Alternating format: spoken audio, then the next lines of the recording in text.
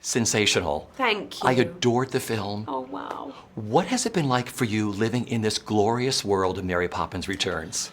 Well, it was so glorious for the kind of almost 2 years that I worked on the project, from the moment Rob Marshall called me to offer me the role to the day we wrapped, where I sort of cried because I was so overwhelmed at finishing the film. I just couldn't, I was really sad to say goodbye to her. She was such a delight to play. She's so delicious to play that was what I have missed for the last couple of years. And now the movie's here and it's out and now it's yours and it's not ours anymore. So it's sort of overwhelming, you know.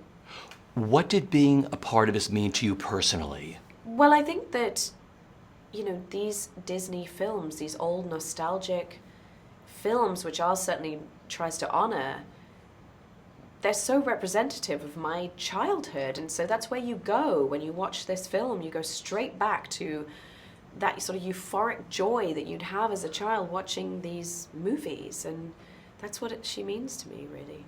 Working with Rob Marshall again. I know, he's so divine. I mean, he's just the most charismatic, elegant, beautiful director and person, and approaches every day with a sense of ceremony and love, you know, so that you just feel a part of something completely unique, you know.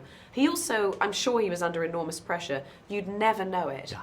Everything was just completely calm, and he makes it all about you, and it's just, he makes you feel you can do anything, you know.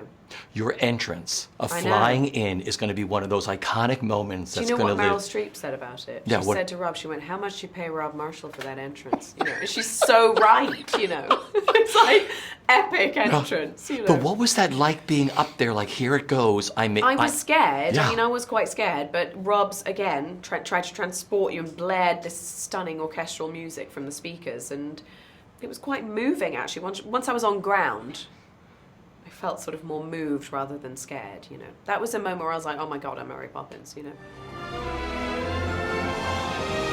That's why I live and breathe.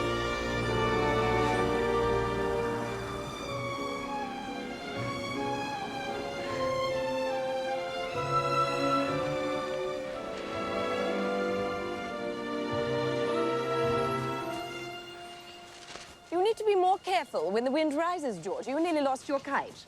And you, too, nearly lost your Georgie. You might have got away completely had I not been holding on to the other end of that string. My goodness, Annabelle, what have you done to your clothes?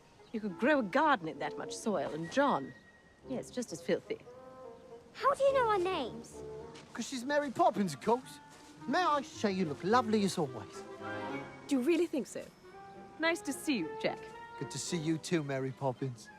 Tell me about the most special moment. There must be so many wonderful moments of working on this film. Would you share one with our audience? I mean, I'm sure everyone's saying it, but I think when Dick Van Dyke was on set, it just was, people cried a lot. It was just very profound, and he is so wonderfully, you know, sprightly and generous and so spirited, and so we'd sit around him like kids at his feet, like wanting him to share stories of the original, and he'd sing and dance for the crew, and it's just terribly moving being around him.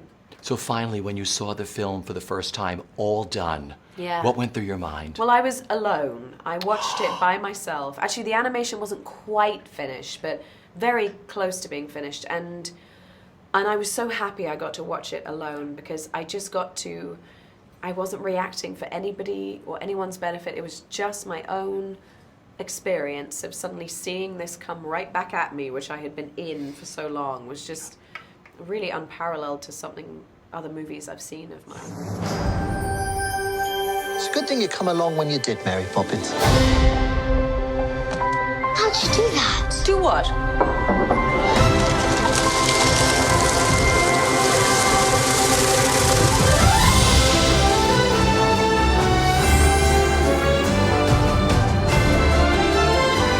So you've been off filling the children's heads with stuff and nonsense.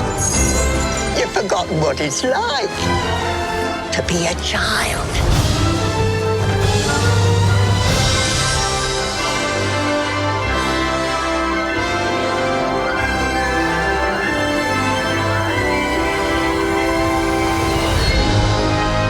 Everything is possible. Even the impossible.